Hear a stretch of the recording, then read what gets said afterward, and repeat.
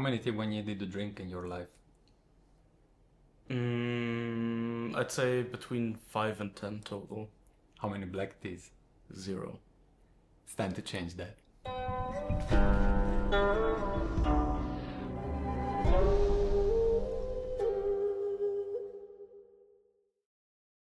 This is Nannuoshan, I'm Gabriele, and today Sigi is with me. Hello, everyone. Sigi, what we have here is a special tea in multiple ways. First of all, is a Tieguanyin cultivar. It's black tea though, so it's from Taiwan, which Tieguanyin in Taiwan is getting rarer and rarer, and even finding a black tea is complicated. And it's made by Ryan, which is, in my view, you know, one of the top really tea farmers in Taiwan. I mean, that's a bold claim to make. So who exactly is this Ryan? I've heard a couple of things, but I don't think we've been introduced. Well, while I give you the leaves, Ryan, Ryan, you may not know Ryan directly, but many of you have heard of Chen Tan, Atom, how it's called here in the Western world.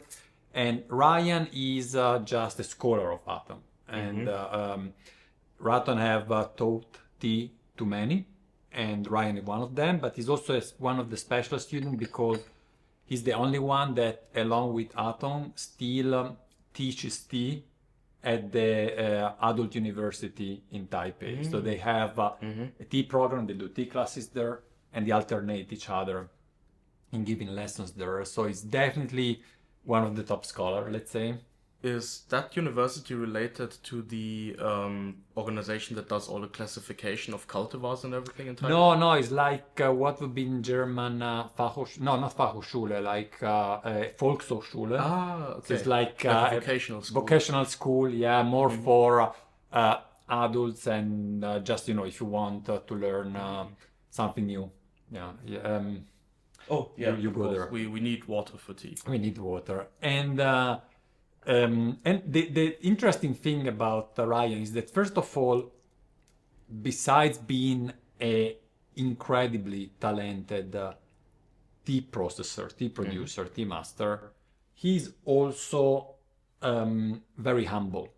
Like when you listen him speaking about his tea and so, it's almost like, you know, he doesn't really want to sell it. It simply say, yeah, I tried this out and so on and so forth. So very, very extremely humble, actually. And nonetheless, he admitted that, yes, he has learned the technique from Atom, but also differently than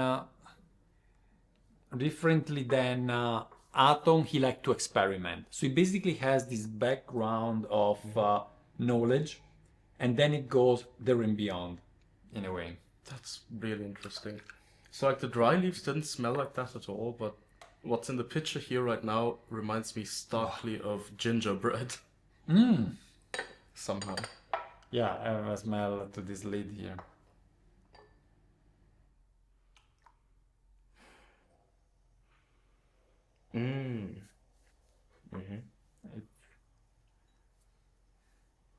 Okay, that's very interesting. And look how dark the leaves are, right? They are really truly black. And I had a discussion with Ryan about why the leaves are so dark. And he told me, first of all, that is the first time they tried this processing, not black tea in general, just this specific black tea processing.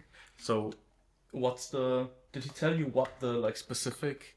Yeah, he was very open about that, and he mentioned that, first of all, since Taiwan is very humid, the withering, he had to do a very long withering. So the withering was like 6 to 7 hours, just to allow really the leaves losing the water, and would be much faster in a drier environment. And during that process, already quite some oxidation occurs. Then he, of course, the leaves were rolled to prepare for oxidation. And then, differently than how it is usually done in China, there was no heat applied to the leaves. So usually you see those that the leaves are either put in a greenhouse so that they are warmed by the sun, or sometimes even under infrared lights. And in that case, he just used room temperature and sprayed the leaves with water only once at the beginning of the oxidation. While what I've seen, at least in China, often is that the leaves are sprayed with water over and over again during the oxidation process. So that is generally a like common part of black tea processing. Yeah, it is. So for the oxidation can be like in China, like just 6 hours more or less for teas like Jinjumei that is more lightly oxidized, and it goes up to 8 and 9 hours. In this case, he oxidized the tea for about 8 hours, so pretty truly. And when we discussed about the reason why it's pretty hot, the reason why the tea is so dark, he mentioned that one aspect is, beside this multiple oxidation process, is also that the leaves are large.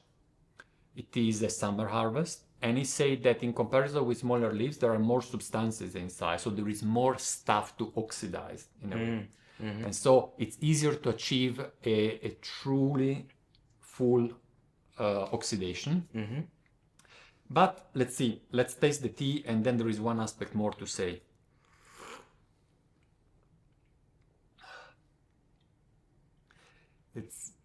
For me, it's so sweet.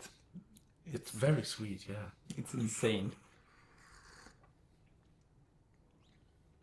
So there is this sweetness that is there, but do you also taste that there is a kind of barn baked note in it? Yeah, definitely.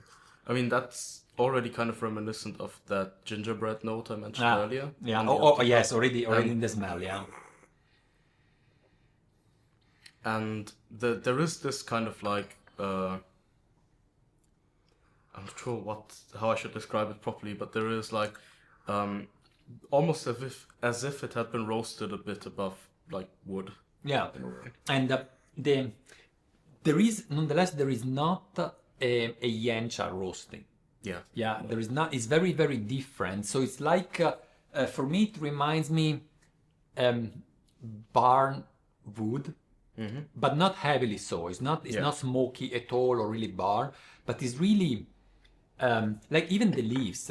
They have a consistency. They are kind of hard at the touch. Like almost crispy. You would break them. Brittle. Yeah, brittle. Yeah, look.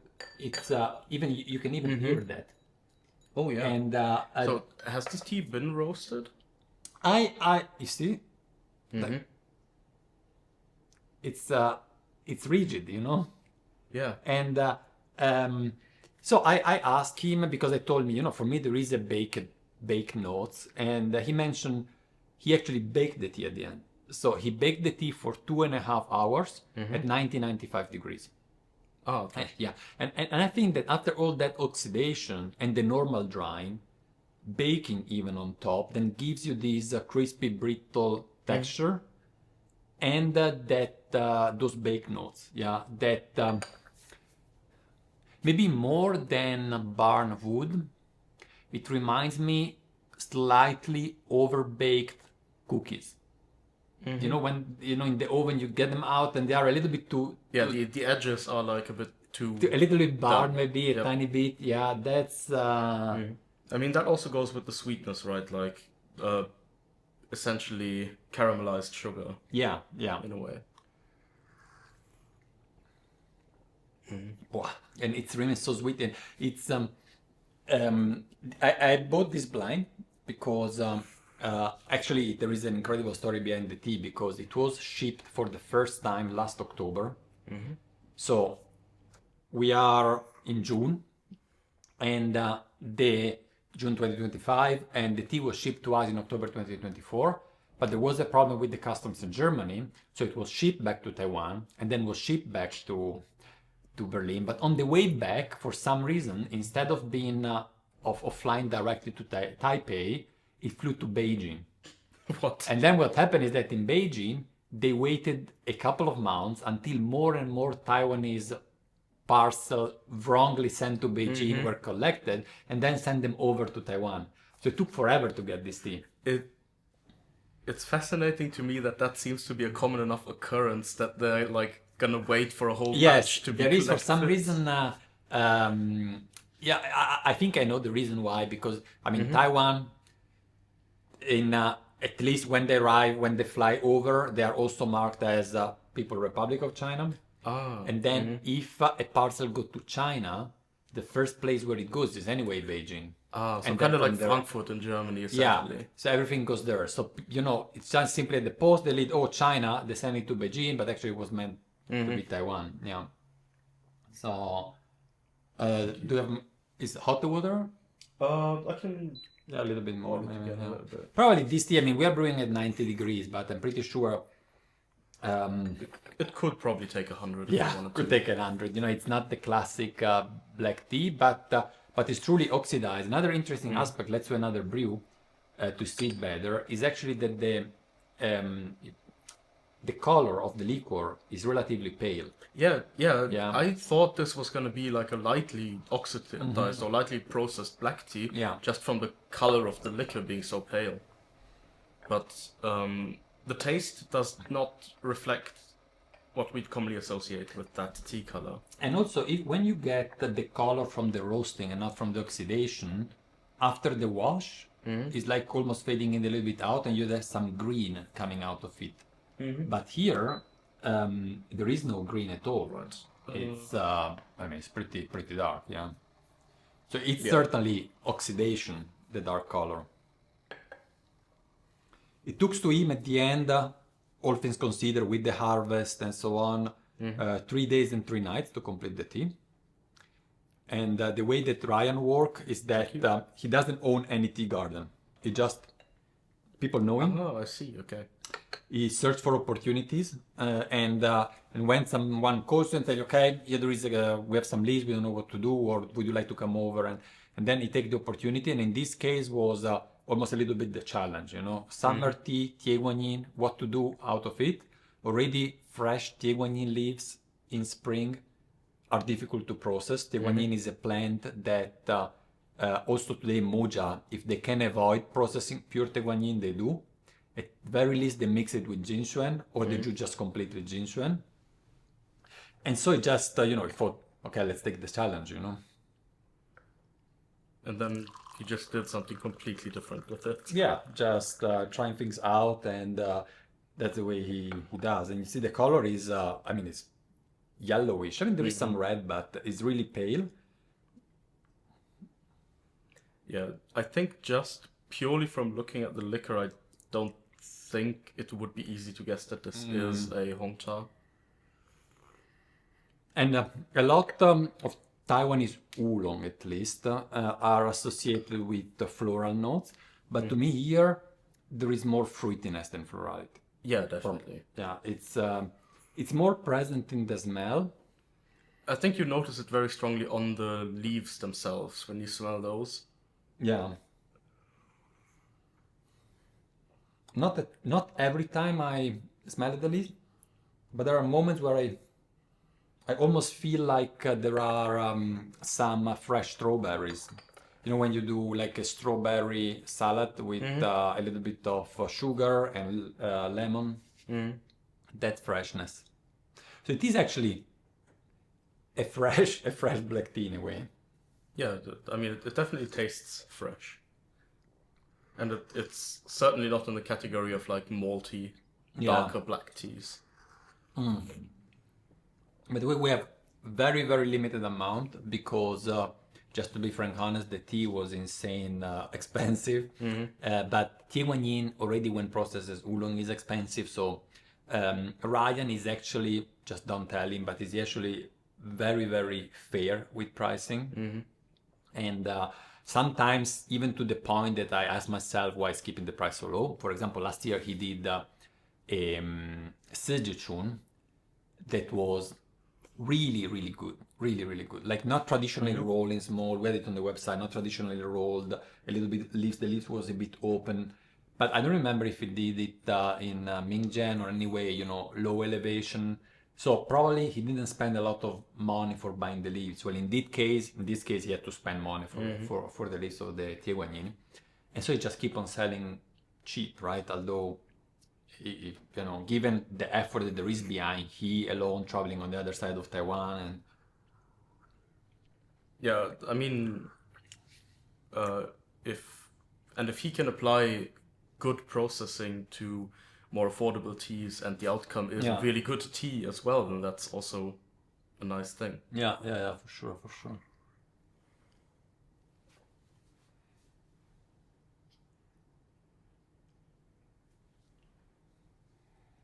Let's do one more. We'll do a little bit Water longer. is still pretty hot. So. Pretty hot, okay. So we can do a little bit more of power steep. I put also less water.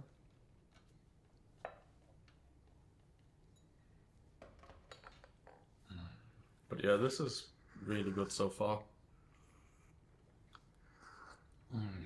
Really interesting tea, and even though it is like sweetness is kind of the most prominent aspect, it's not the only thing it has going on. Oh yeah. It's a complex tea, right? Yeah. Also, probably just to anticipate, you might not find samples on the product page for this tea, just because the quantity is so little. And we have noticed that the common trend is that the samples are purchased only if 20 grams and 50 grams or 100 grams are still available. Kind of makes sense. Makes sense, right? Because you want to sample the tea. Yeah. But then sometimes what happens is that just a few samples remain there and then remain this forever. And so since the quantity is relatively limited, I thought we just pack 20 gram, 50 gram, and that's it. Seems reasonable. I mean, at the end of the day, 20 grams also isn't a lot of tea. Yeah, it's not a lot. I mean, here we have 5 grams now. I also tried it with only 3 grams and brewing longer the tea was also interesting. It's you get an even paler and probably even sweeter taste. Yeah, or the impression I had, but I have to say, is always different in front of the camera because your mind. Is surrounded by cameras, lights, and there are a lot of distraction. But the first time I had it, I was just alone in Berlin in the studio. And I had the impression I could distinguish better with less leaves and longer brew the different taste compound. Like, it was, wow, that bar note, wow, that, I would say sugar cane sweetness, or so very, very sweet, sweetness, that strawberry note, yeah, and it's all together, but at the same time also very distinguished taste, yeah. While here today, and I think it's not only the quantity of the leaves that say, it's also the presence of the camera. I'm not able really. I just grasp the tea as a whole, yeah. And also very interesting is that the next day when I got up very early to fly back to Zurich, and I had the taste of the tea still in my mouth. Oh, okay. After brushing my teeth and sleeping on it a short night, that was pretty. It happened to me already before. I remember, for example, with the Donding from Atong. The first time I had a Donding from Atong back 2014, I think, I had exactly the same. Getting up in the morning and having from time to time that warmth and the taste coming up. It's funny how are those the only 2 teas where you've gotten that phenomenon? That I remember. I think there are others, but that really remain in my mind. Yeah. You? I'm sure I've had it before, but I also can't put my finger on it. But I found it kind of interesting that both Artong and his student essentially. Oh yeah. I mean, they are both able really to take. So this was a 3.5 minute.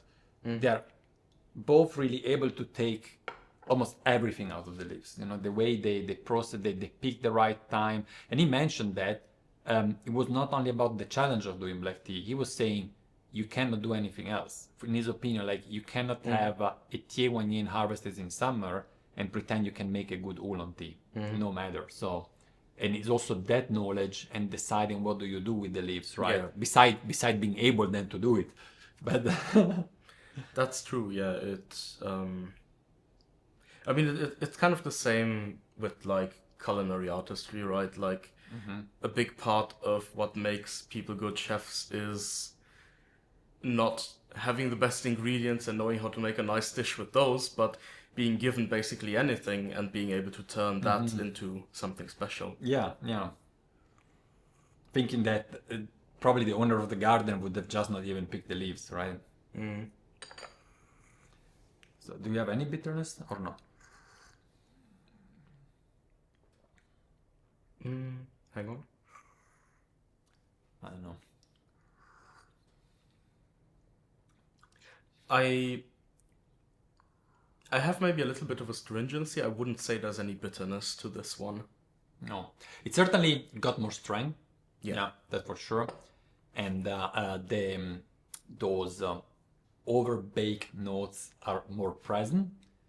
But yeah, would be hard, let's say, hard call to call it bitter. Yeah.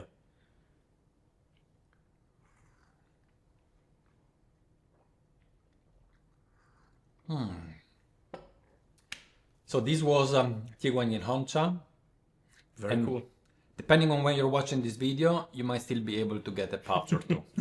Yeah, knowing what people have been up to with buying stuff, this one might be gone very quickly, I'm afraid. But if you do get the chance, do give it a try. I think it's a really interesting experience and a good tea on top of that. Personally packed by myself in the new Nannuoshan pouches. Nice. Bye guys. Goodbye.